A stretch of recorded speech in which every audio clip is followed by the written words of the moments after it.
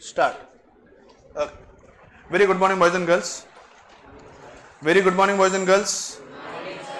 I welcome you all to the session of secretarial practice. Secretarial practice के एक और session में आप सभी लोगों का स्वागत है. In today's secretarial practice discussion, we'll be discussing about one more source of borrowed capital that is called as deposits. We'll be discussing one more source of borrowed capital that is called as deposits. Last हमने जो borrowed capital का source देखा था वो क्या था?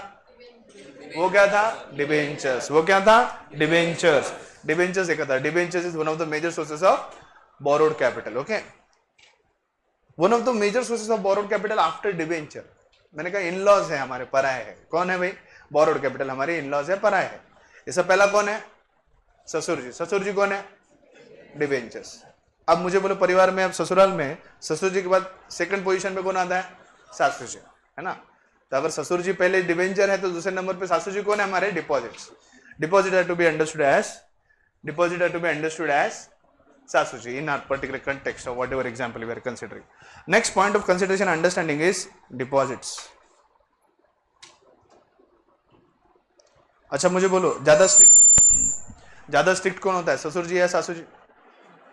ससुर ज्यादा स्ट्रिक्ट होता है बहू के सबसे या सासू? हाँ, तेरे को अनुभव ज्यादा है ना. कौन ज्यादा स्ट्रिक्ट है? ससुर जी ज्यादा स्ट्रिक्ट. अब तुम्हें नहीं पता भाई, मेरे को मालूम है तुम लोगों का अनुभव नहीं, लेकिन अपने बहनों को पूछते होंगे ना. कभी देखा ना अपनी बहन, शादीशुदा बहन अगर घर पे आई तो ज्यादा कुछ नहीं, सासू पुरानी गाती रहती दिन भर. हाँ, तुमको बहन की क्या जरूरत, तुम्हारे पास पूरा राज्य है.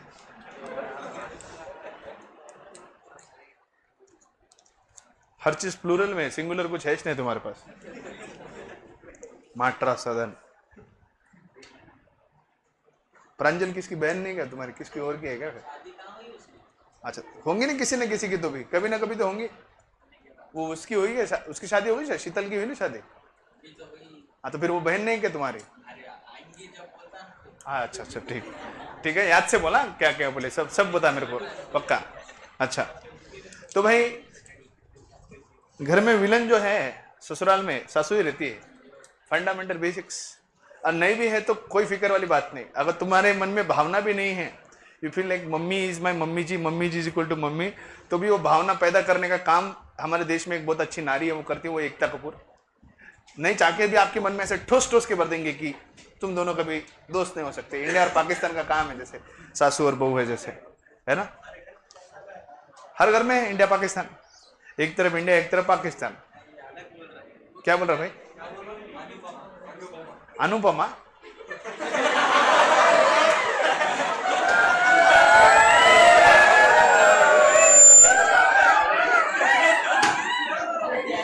कौन है भाई, कहां से आते हैं ऐसे लोग? मैंने कहा ना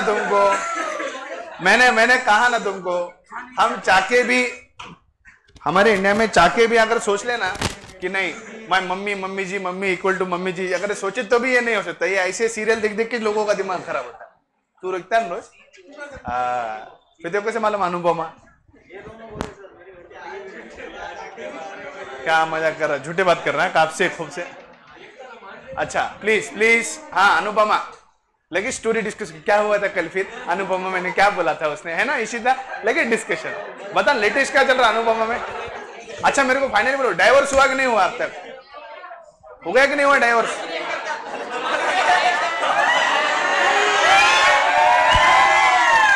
अच्छा डाइवोर्स हुआ कि नहीं हुआ अब तक?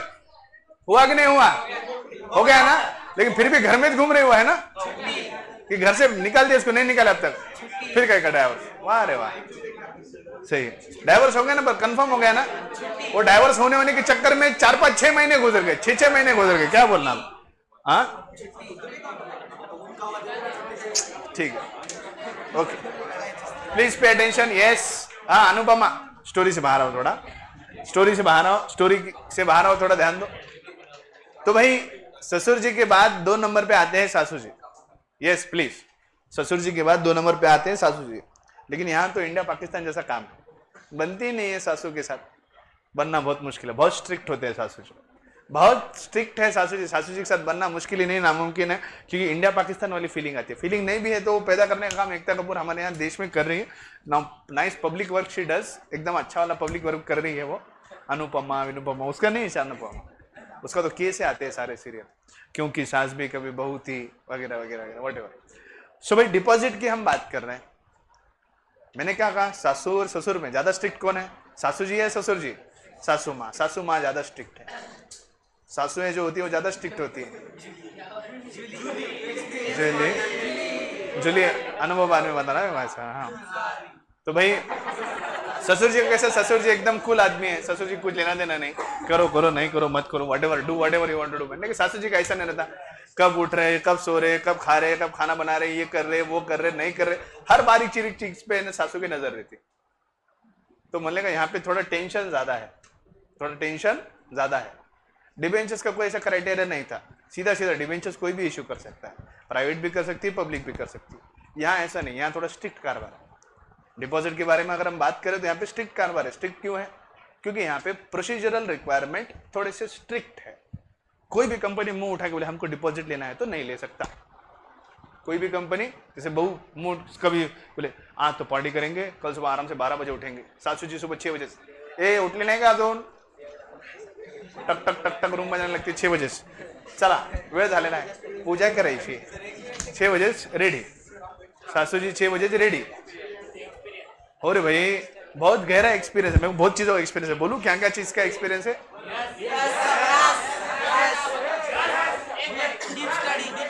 डीप स्टडी ज्यादा नहीं अच्छी रहती, उसके लिए तुम क्या करो, एक दिन मेरे लिए उकड़ी ची मोड़क लेके आओ, फिर वो खा के फिर बाद में देखेंगे। मोमोज। अरे मोमो क्यों नहीं आ रहा? मोमो से याद है, चलो ठीक है प्लीज। यस, जैसे सासू जी ज्यादा स्ट्रिक्ट होते हैं उसी हिसाब से डिपॉजिट के प्रोविजंस बहुत स्ट्रिक्ट होते हैं। The provisions for deposits are very strict. कोई भी कंपनी मुंह उठा के आए बोले हमको डिपॉजिट एक्सेप्ट करना, it can not happen. Bank का फंडामेंटल फंक्शन क्या है? What is the primary function of banks? Accepting deposits and granting loan. Any bank, any financial institution which operates as a bank can accept deposits, can accept deposits. Now understand, deposits are same like the deposits which public make into the bank, लेकिन यहाँ नियम थोड़े कड़क है, सासू जी थोड़े strict है। तो ये नियमों का पालन जो कंपनी करेगी, सिर्फ और सिर्फ वही कंपनी जो है डिपॉजिट को एक्सेप्ट कर सकती है, सिर्फ वही कंपनी जो है डिपॉजिट को एक्सेप्ट कर सकती है। बात ये है कि डिपॉजिट प्राइवेट कंपनी भी कर सकती है और पब्लिक कंपनी भी कर सकती है। मोटा मोटी आइडिया देता हूं, आज थोड़ा सा टाइम बताने करने में थोड़ा सा लग रहा है, लगने दो।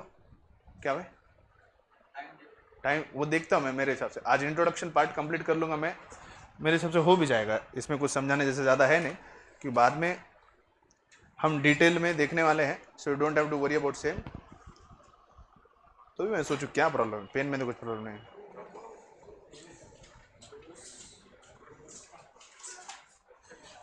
अच्छा ठीक है, डिपॉजिट्स को लेकर कंडीशन समझने की कोशिश करो।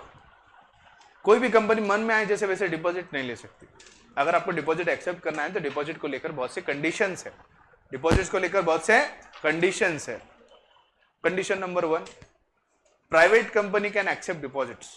Private company can accept deposits, but these deposits can be accepted only from its members and its directors.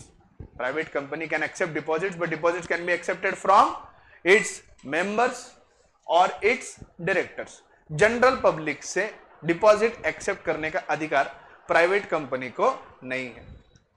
Public company में 2 तरह का क्लासिफिकेशन होता है डिपॉजिट को एक्सेप्ट करने के लिए। Public companies which are eligible companies, public companies which are not eligible companies. क्या बोला मैं? पब्लिक कंपनी में भी 2 क्राइटेरिया है डिपॉजिट को लेकर। एक क्राइटेरिया क्या है? Public companies which are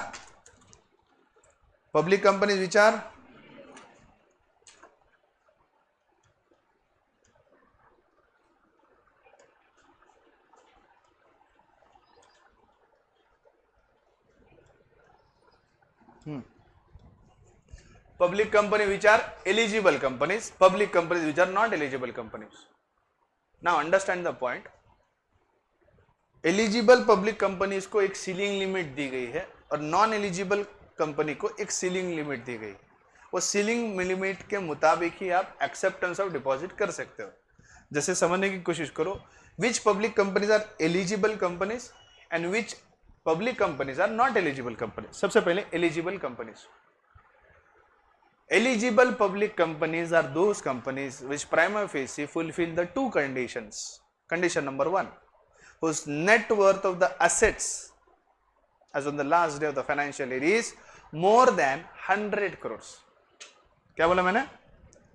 It is more than, it is more than, it is more than, it is more than. Yes, can anybody say me what is net worth? Net worth कैसे calculate करते हैं, किसी को मालूम है? How is net worth calculated? What is net worth of a company?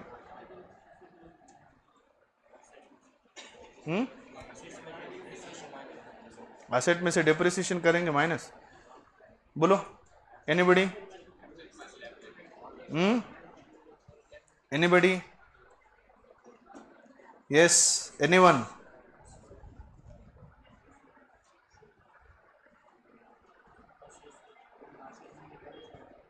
Come to page number 80. Come to page number 80. Come to page number 80.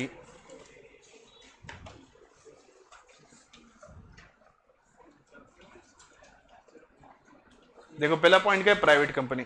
A private company can accept deposit from its members और directors और relatives of the director. General public से accept कर सकती है कि deposit? Private company नहीं। Point number 2, public company other than eligible public company, these companies can accept deposits from its members or director. और next point क्या है? eligible public company। उसमें क्या है? a public company can be called as an eligible public company for accepting deposits from general public. prima facie it should fulfill any of the two condition। मैंने कहा both, did I say both? any of the two condition। What did I say? Any, first or second. It is not compulsory first and second। वहां पे क्या है? और है। नीचे वाले देखो, a net worth of not less than 100 crores, a net worth of not less than 100 crore, और क्या बोला है? और a turnover of not less than 500 crore। What do you mean by turnover? It is represented with respect to sale। Company का जो cell होता है वो कितने करोड़ से कम नहीं होना चाहिए? 500 करोड़ से कम नहीं। लेट्स से एक कंपनी है जिसकी नेटवर्थ 10 करोड़ है। कितनी है? 10 करोड़, लेकिन उसका टर्नओवर 600 करोड़ है। Do you think it's a eligible public company? Yes, it is a eligible public company. Now there is a company whose net worth is 110 crore but its turnover is only 200 crore. Do you think it's an eligible public company? Yes. Yes, why no? Yes, any of the condition has to be fulfilled. Either the net worth should be 100 crore, either the turnover should be not less than 500 crore। 500 crore से कम का turnover नहीं होना चाहिए या 100 करोड़ से कम का net worth नहीं होना चाहिए। टर्नओवर का मतलब सेल होता है, कंपनी का सेल जो है 500 करोड़ से कम नहीं होना चाहिए। लेकिन यहां पर point to be notice, what is net worth? What do you mean by net worth? Net worth का नीचे फॉर्मूला दिया है, देखो, total paid up capital. Now you understand what is paid up capital. Authorise capital में से कुछ इशू किया जाता है, इशू में से क्या होता है? कुछ सब्सक्राइब होता है, सब्सक्राइब में से कुछ कॉल होता है, कॉल में से जो भरा जाता है वो क्या होता है? हमारा पेड अप कैपिटल। तो वहां पे क्या बोला? नेटवर्थ क्या है?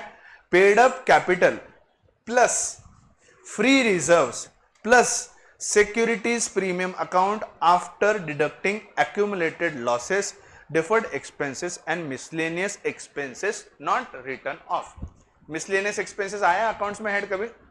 miscellaneous expenses, तो जो miscellaneous expenses आउटस्टैंडिंग है, जो राइट ऑफ नहीं किए गए हैं, securities premium account, any accumulated loss, पिछले साल कोई लॉस था वो एक्यूमुलेटेड लॉस को भी एडजस्ट करना पड़ेगा।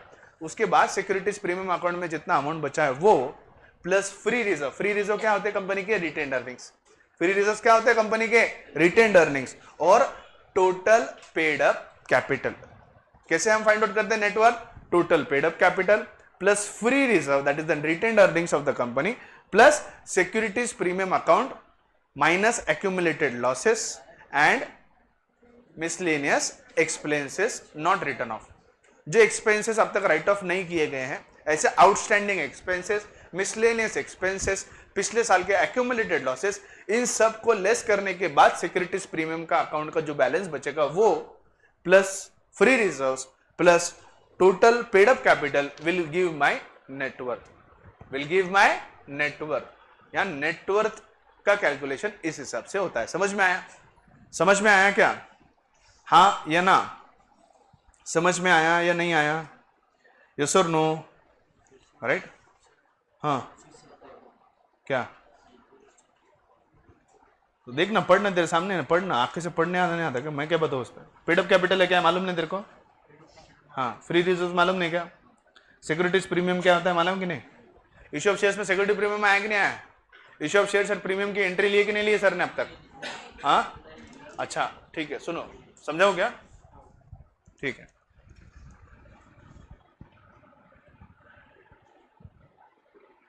अच्छा मुझे एक बात बताइए आप लोग, जब issue price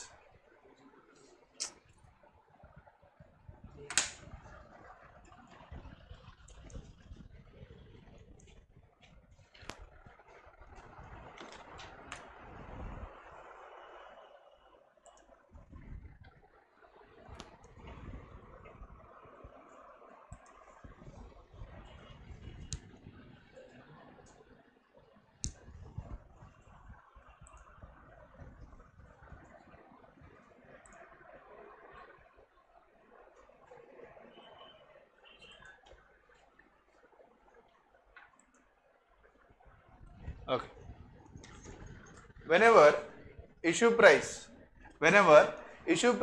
is greater than the face value or issue value is greater than the face value, the shares are to be issued at premium. Okay, now let's for example say the face value of my share is 100.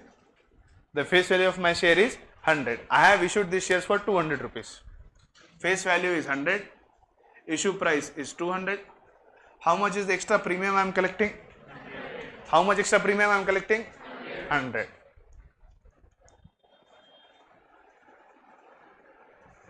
Okay. Application money receive की journal entry क्या है? बताओ, कोई बताओ, what is application money journal entry? Share application money की journal entry ये हुआ ना, ये तो हुआ ना? हाँ बताओ। Bank account debit, bank account debit to share application account, yes और नो? हाँ या ना? हाँ या ना? राइट, यस और no? Bank account debit to share application account. लेकिन यहाँ पर हम एप्लीकेशन नहीं करते, यहाँ पे सिंगल लॉट में ही पूरा कंप्लीट करता हूँ, ताकि मेरे को एक एक जर्नल एंट्री लेने के लिए इतना पेशेंस नहीं है, तुमको सिर्फ एक शॉर्ट में समझाना है। अभी इसका जर्नल एंट्री करना है। कंपनी ने शेयर इश्यू कितने में किया है? 200 में। बड़े पैसे कितने आएंगे? 100 आएंगे या 200 आएंगे? 100 क्यों आएंगे भाई साहब? हाँ, कंपनी ने शेयर 200 में इश्यू किया तो कंपनी को पैसे कितने आएंगे? तो बैंक अकाउंट डेबिट में कितना आएगा? बैंक अकाउंट डेबिट में कितना आएगा? 200 रुपीज। बैंक अकाउंट डेबिट में कितना आएगा? 200 रुपीज। 2 शेयर कैपिटल अकाउंट में कितना जाएगा? शेयर कैपिटल अकाउंट में कितना जाएगा? 2 शेयर कैपिटल में कितना जाएगा? 2 शेयर कैपिटल में कितना जाएगा? अब बचे हुए 100 की एंट्री कैसे करेंगे? बचे हुए 100 रुपए की जो एंट्री है, जो प्रीमियम हमने कलेक्ट किया है, whatever premium करना, whatever premium is collected, now understand the fact, अगर तुमको पता नहीं अब बता रहा हूं, whenever shares are issued at premium, that is at issue price which is greater than the face value, whatever premium which is collected by the company on such a issue which is क्या बोलते हैं उसको, premium, which is a premium issue, in that particular case whatever premium is collected has to be deposited into a separate account. Whatever premium is collected by the company on issue of shares where the issue value is greater than the face value has to be deposited into a separate bank account, and that separate account in which the premium collected has to be deposited is called as securities premium account. क्या बोलते हैं उसे?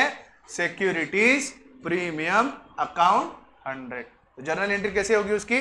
Bank account debit 100 to share capital account ₹100 to securities premium account ₹100। समझ में आया? तो ये securities premium है। वो जो सिक्योरिटीज प्रीमियम जो आपको दिया गया है ना, that is nothing but this.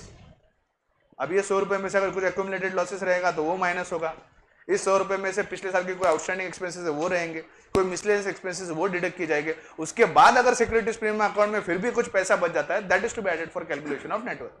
Are you getting my point? Securities premium क्या है, समझ में आया क्या?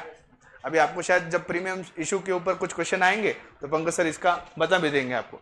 तो जब कभी भी issue value is greater than the face value, ऐसा नहीं मेरे को अकाउंट नहीं आता, आता है, ऐसे ही मैं क्या ग्रेजुएट या फाइनल तक नहीं गया हूँ, मेरे को भी अकाउंट्स आता है, सिर्फ पढ़ाना पसंद नहीं करता क्योंकि मैं थ्योरी पढ़ाना ज्यादा पसंद करता। बैंक अकाउंट डेबिट में एंट्री कितने ली हमने, 200 रुपए, जितने में हमने शेयर बेचा है, उसके ऊपर से टू शेयर कैपिटल कितना रहा 100, टू सिक्योरिटीज प्रीमियम कितना रहा 100। तो इस हिसाब से हमने क्या किया, सिर्फ जो प्रीमियम की रकम है, शेयर की रकम कितनी है 100 रुपए, तो इसलिए शेयर कैपिटल में कितना लिया। एक बात हमेशा याद रखना, जब भी ये जर्नल एंट्रीज का चैप्टर सिखाया जाएगा ना, सिखाया जा रहा है ना, टू शेयर कैपिटल में सिर्फ फेस वैल्यू की अमाउंट ट्रांसफर होती है। कितनी वैल्यू ट्रांसफर होती है, फेस वैल्यू की, राइट। तो टू सिक्योरिटीज प्रीमियम अकाउंट कितना गया 100। अब डिस्काउंट में कैसे एंट्री होंगी फिर, लेट्स से ये इश्यू वैल्यू इज 80 रुपीज, फिर एंट्री कैसे आएगी, bank account debit 80, discount on issue of shares कितना 20, टू शेयर कैपिटल कितना आएगा 100। समझ में आ रहा है क्या? शेयर कैपिटल हमेशा फेस वैल्यू के मुताबिक ही आना चाहिए। समझ में आई बात? फंडामेंटल समझ में आया? जर्नल एंट्री समझ में आएगा दोनों भी इसमें, ठीक है। तो जब कभी भी शेयर्स प्रीमियम पे इशू किए जाते हैं, जहां issue price is greater than the face value, whatever premium is collected on the issue of the shares is transferred into a separate account which is called as securities premium account. किसी के मन में सवाल होगा, sir ये 100 रुपए जो securities premium account के अंदर आपने जो ट्रांसफर किए हैं, इसको कंपनी कैसे यूटिलाइज कर सकते हैं? कंपनीज एक्ट 2013 और companies act has laid down separate procedures and provisions as to how this amount which is deposited into securities premium account can be utilized। यानी सिक्योरिटीज प्रीमियम अकाउंट में जो पैसा आपने प्रीमियम के बतौर जमा किया गया है, उस पैसे का इस्तेमाल कंपनी कैसे कर सकती है और किस चीज के लिए कर सकती है, ये कंपनीज एक्ट में स्पेसिफिकली दिया गया है। तो जब स्पेसिफिकली दिया गया है उसके हिसाब से ही जाएंगे। अब वो क्या है क्यों है पूछो मत, क्योंकि उतना डीप नॉलेज आपको एक्सपेक्टेड अभी इस लेवल पे नहीं है। सिर्फ इतना ध्यान रखो, सिक्योरिटीज प्रीमियम अकाउंट में जो प्रीमियम का पैसा जमा होता है उसे जो इस्तेमाल करना है, डिस्काउंट को तो कुछ नहीं, डिस्काउंट सीधे एक्सपेंसेस में जाएगा, आपके प्रॉफिट एंड लॉस अकाउंट के डेबिट साइड में आ जाएगा, एक्सपेंस बतौर खत्म हो जाएगा। लेकिन सिक्योरिटीज प्रीमियम अकाउंट में जो प्रीमियम जमा होता है, that premium can be utilised only as per the provisions of the companies act. जैसे फॉर एग्जांपल जब हम अगला चैप्टर देखेंगे आपको ये पता चलेगा कि जो कंपनी बोनस इश्यू करती है, बोनस इश्यू के लिए सिक्योरिटीज प्रीमियम का अकाउंट का पैसा इस्तेमाल किया जा सकता है। For the issue of bonus shares the amount which is there in the securities premium account can be utilised. तो इस हिसाब से कंपनीज एक्ट में प्रोविजंस दिए गए हैं कि सिक्योरिटीज प्रीमियम अकाउंट में जो पैसा अलग से जमा हो रहा है, वो अलग से जमा किया गया पैसा किस किस चीजों के लिए इस्तेमाल किया जा सकता है। समझ में आया आपको? Are you getting my point? Are you getting my point? Yes और नो? हाँ या ना? चलो अब पॉइंट पे आ जाओ भाई फिर से। हाँ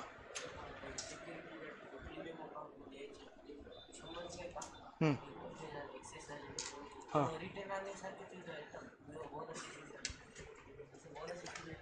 रिटर्न अर्निंग कैसे हुआ बेटा? रिटर्न अर्निंग मतलब क्या होता है? Part of the profit which is kept asset ना। How can the security premium account be return earning? थोड़ा कॉमन लॉजिक लगाओ रे। अरे भाई प्रॉफिट का कुछ अच्छा बाजू में रखा तो रिटर्न अर्निंग है। This is not my return earnings, this is extra amount which I am getting on my capital, it's a premium which I am getting. हाँ तो बोनस इश्यू खाली सिक्योरिटीज प्रीमियम से थोड़ी कर सकते हैं, बहुत सी जगह से कर सकते हैं। इसका मतलब ये थोड़ी रिटर्न अर्निंग, ये प्रॉफिट थोड़ी रिटेंशन है, ये एक्सेस कैपिटल के ऊपर हमें पैसा मिल रहा है, कैपिटल इश्यू के ऊपर हमें पैसा मिल रहा है। कंपनी का काम शेयर बेचना करना, उसके ऊपर प्रॉफिट थोड़ी है ये कंपनी शेयर्स इशू कर रही है उसके ऊपर एक्स्ट्रा पैसा मिलता है, ये अर्निंग नहीं है कंपनी का। This is a premium which they are getting, so इस premium account this return earning. सिर्फ पॉइंट इतना है कि बोनस इशू के लिए रिटर्न अर्निंग का पैसा इस्तेमाल कर सकते हैं और बोनस इशू के लिए हम सिक्योरिटीज प्रीमियम अकाउंट का भी पैसा इस्तेमाल कर सकते हैं। अगर आप सिक्योरिटीज प्रीमियम के सेक्शंस जब देखोगे, कंपनीज एक्ट में डिटेल पढ़ोगे, जब इंटर में वगैरह जब आप आगे जाओगे लॉ पढ़ोगे, तो आपको पता चलेगा कि सिक्योरिटीज प्रीमियम अकाउंट का ये पैसा किस हिसाब से इस्तेमाल किया जाता है। मैं सिर्फ एक पॉइंट बताया आपको कि सिक्योरिटीज प्रीमियम में जो पैसा जमा होता है उसे हम बोनस इशू के लिए इस्तेमाल कर सकते हैं। समझ में आया? So what is my net worth? Net worth is my total paid up capital plus my free reserve यानी my retained earnings plus securities premium account, जिसमें से हम मिसलेनियस और आउटस्टैंडिंग एक्सपेंसेस को डिडक्ट करेंगे, and also accumulated losses if any. ये सब calculate करने के बाद जो आता है वो मेरा नेटवर्क, वो कितना होना चाहिए? 100 करोड़ से ज्यादा। It should be more than 100 crores. If it is more than 100 crores, then and then only the company, public company will be called as an eligible public company. और उस कंपनी का टर्नओवर कितना ज्यादा होना चाहिए? 500 करोड़ से ज्यादा। It should be more than 500 crore. Turnover का मतलब क्या होता है? सेल। कंपनी का सेल 500 करोड़ से ज्यादा होना चाहिए, या फिर कंपनी का नेटवर्थ ये 100 करोड़ से ज्यादा होना चाहिए। अगर ये ऐसा है तो यही कंपनी एलिजिबल पब्लिक कंपनी कहलाई जाएगी। दोनों में से एक भी कंडीशन फुलफिल हो गई तो वो कंपनी क्या हो गई? Eligible public company. Now understand, मैंने क्या कहा? सासू जी बहुत स्ट्रिक्ट रहते हैं, नियम बहुत कड़क है, इसीलिए डिपॉजिट के साथ उसको जोड़ रहा हूं, क्योंकि डिपॉजिट के नियम बहुत स्ट्रिक्ट है। सिर्फ वही एलिजिबल पब्लिक कंपनी जो इनमें से दो में से एक कंडीशन फुलफिल करती है, सिर्फ और सिर्फ वही पब्लिक कंपनी जनरल पब्लिक से डिपॉजिट एक्सेप्ट कर सकती है। कोई भी कंपनी मुंह उठा के जो है पब्लिक से, जनरल पब्लिक से डिपॉजिट एक्सेप्ट नहीं कर सकता। कोई अगर पब्लिक कंपनी है जिसका नेटवर्थ 50 करोड़ है, जिसका टर्नओवर 200 करोड़ है, do you think it's an eligible public company? No, it is a non eligible public company. A non eligible company can accept deposits, but that deposits can be accepted only from members, directors and relatives of directors. Even a non eligible public company can not accept deposits from general public, किसी से भी, general public से किसी से भी। अब हम general public है रिलायंस के लिए, हम में से कोई, हमारा कोई रिश्तेदार नहीं, कुछ नहीं है। अगर हम लोगों से डिपॉजिट एक्सेप्ट करना है रिलायंस को, तो Reliance has to be an eligible public company, यानी उनका टर्नओवर 500 करोड़ से ज्यादा होना चाहिए, या फिर उनकी नेटवर्थ जो है वो 100 करोड़ से ज्यादा होनी चाहिए, तभी जाकर रिलायंस हम में से जनरल पब्लिक से जो है डिपॉजिट एक्सेप्ट कर सकता है। तो डिपॉजिट के नियम कड़क है। डिबेंचर्स में ऐसा कुछ था क्या? नहीं, कोई भी प्राइवेट पब्लिक जिसको जैसे चाहे वो इशू कर सकता है। यहाँ पे स्ट्रिक्ट है, क्योंकि सासू जी कैसे होते हैं? थोड़े स्ट्रिक्ट होते हैं। सासू जी स्ट्रिक्ट, तो सासू जी ने क्या कहा? कंडीशन जो फॉलो करेगा वो एलिजिबल पब्लिक कंपनी है, सिर्फ उसी को डिपॉजिट एक्सेप्ट करने की परमिशन है जनरल पब्लिक से। डिपॉजिट सब एक्सेप्ट कर सकते हैं, प्राइवेट भी कर सकते हैं, पब्लिक भी कर सकते हैं, लेकिन सिर्फ eligible public company general public से डिपॉजिट एक्सेप्ट कर सकती है। बाकी non eligible public company, private company, ये जो है जनरल पब्लिक से डिपॉजिट एक्सेप्ट नहीं कर सकती। उन्हें अपने एग्जिस्टिंग मेंबर्स यानी शेयर होल्डर से डिपॉजिट एक्सेप्ट करने का अधिकार है, डायरेक्टर से डिपॉजिट एक्सेप्ट करने का अधिकार है, और डायरेक्टर्स के रिश्तेदारों से डिपॉजिट एक्सेप्ट करने का अधिकार है। Am I okay and clear? Am I okay and clear and fine? So this is the conditions regarding general pro forma of deposits. Deposit का जो transaction it is same like fix deposit. हम क्या करते हैं, यहीं पे मैं conclude करता हूं। डिपॉजिट, फिक्स डिपॉजिट में क्या होता है? एक अमाउंट होता है, वो अमाउंट हम बैंक के पास जमा करते हैं, और बैंक इस डिपॉजिट को फिक्स डिपॉजिट बतौर एक्सेप्ट करती है, राइट? तो फिक्स डिपॉजिट जब हम बैंक के पास करते हैं, बदले में बैंक हमें क्या देता है? रिसीट देता है ना, fix deposit receipt. Fix deposit receipt देता है कि नहीं? दैट इज FDR, जैसे हम बोलते हैं नॉर्मली, पेरेंट्स से सुना होगा FDR, fix deposit receipt. Fix deposit receipt के अंदर क्या होगा? Mister Dinesh Sharma has deposited a sum of rupees 1 lakh for a period of 5 years with our bank, which will carry an interest of 10%. सारे interest क्या है उसके ऊपर, अमाउंट कितना है, कौन भर रहा है, कितने टाइम के लिए भर रहा है, क्या होगा? Name, tenure, interest and amount. ये चार चीजें प्राइमा फेसी इस डिपॉजिट के ऊपर, डिपॉजिट रिसीट के ऊपर होगी। सेम फंडामेंटल यहां चलेगा। यहां सिर्फ फर्क कैसा है, हम बैंक को पैसा नहीं देके पैसा किसको दे रहे हैं? अभी कंपनी को दे रहे हैं। बैंक पिक्चर से हट जाएगा, बैंक की जगह पे कौन आएगा? अभी कंपनी। अब समझ लो एक एलिजिबल पब्लिक कंपनी है, और एलिजिबल पब्लिक कंपनी अगर अमाउंट एक्सेप्ट कर रही है बतौर डिपॉजिट, तो उसको भी एक रिसीट देनी पड़ेगी, जिसे हम कहते हैं डिपॉजिट रिसीट। क्या कहते हैं उसे? Deposit receipt. What does the deposit receipt will contain? The name of the depositor who has given the deposit, the name, the tenure for which he has given the amount, the interest for which it will be paid on that particular deposit, and also the amount of deposit which is deposited with the company. Are you getting my point? तो same logic है, fundamental same है। जैसे fix deposit में हम पैसा भरते हैं, पैसा भरने के बाद हमें उसके बदले में फिक्स डिपॉजिट रिसीट मिलती है, ठीक उसी तरह से डिपॉजिट होता है। डिपॉजिट के अंदर जो डिपॉजिटर होता है, पैसे जो है, कंपनी के पैसे जो है वो, सॉरी, कंपनी को पैसे देता है। कंपनी को पैसे मिलने के बाद कंपनी क्या करती है? उसके बदले में डिपॉजिट रिसीट इशू करती है। डिपॉजिट रिसीट के अंदर डिपॉजिटर का नाम, उसका अमाउंट, उसका टेन्योर और उसका इंटरेस्ट, ये सारी चीजें उसके ऊपर दी जाती है। अभी ओके एंड फाइन। अब ये कंपनी का बोरोइंग है ना, किसी से हम डिपॉजिट एक्सेप्ट कर रहे हैं, मतलब कंपनी क्या कर रही है? बोरो कर रही है ना, हाँ या ना, इसीलिए इसे बोरोड कैपिटल माना जाता है। भारत के अंदर, इंडिया के अंदर डिपॉजिट की जो टेन्योर है that is bare minimum from 6 month to maximum period of 36 months. Minimum जो इंडिया में डिपॉजिट एक्सेप्ट किए जा सकते हैं by companies, I am not saying about banks, bank के अंदर 5 साल 10 साल कितने भी टर्म के लिए हम ले सकते हैं, लेकिन कंपनीज एक्ट के मुताबिक eligible public company general public से जब डिपॉजिट एक्सेप्ट करती है, even a private company and even a public company which is not an eligible company, be it any company, eligible non eligible private, ये सभी जो है डिपॉजिट एक्सेप्ट करने का टेन्योर फिक्स्ड है, that is minimum for period of 6 month, maximum for period of 36 month. 6 महीने से कम के अंदर एक्सेप्शनल केसेस में जो कंपनीज लॉ बोर्ड है वो परमिशन देता है, लेकिन नॉर्मल में 6 महीने तक अगर आपने डिपॉजिट लिया है, अगर डिपॉजिट लिया है तो कंपनी को डिपॉजिट कम से कम कितने टेनर के लेना पड़ेगा, 6 महीने, और मैक्सिमम कितने टर्म के लिए लेना पड़ेगा, 36 months. So it should be for a period of minimum 6 months and should be for a maximum period of 36 months. No company can accept deposit in a period of excess of 36 months. There can be renewal of deposits. पहले deposit को mature करके पैसा देके वापस deposit लेके वापस 36 month carry forward कर सकते हो, लेकिन एक डिपॉजिट का टेन्योर जो उसके डिपॉजिट रिसीट पे आएगा उसका टेन्योर 36 मंथ्स यानी 3 साल से ज्यादा का नहीं हो सकता। ये कंपलसरी कंडीशन है। तो इससे हमें क्या समझ में आ रहा है, हम क्या चैप्टर से पढ़ रहे हैं, sources of finance. Now I want to buy plant and machinery which is to be utilized for a period of 10 years by the company. Now I have to search for sources of finance. Do you think deposit will be the right source of finance for financing my capital asset buying of plant and machinery? Yes or no? तो इससे बात समझ में साफ आती है कि deposit is one of the sources of borrowed capital which is a short term and medium term source of finance. Is deposit a long term source of finance? Can it be used for meeting up the fixed capital requirement for long terms? No. Why? Because deposit in India can be allowed to be accepted only for a period of 6 months to 36 months. Are we okay and fine? That's all for today. See you guys tomorrow. Bye bye. Take care. Stay home. Stay safe. Tada, tada, tada.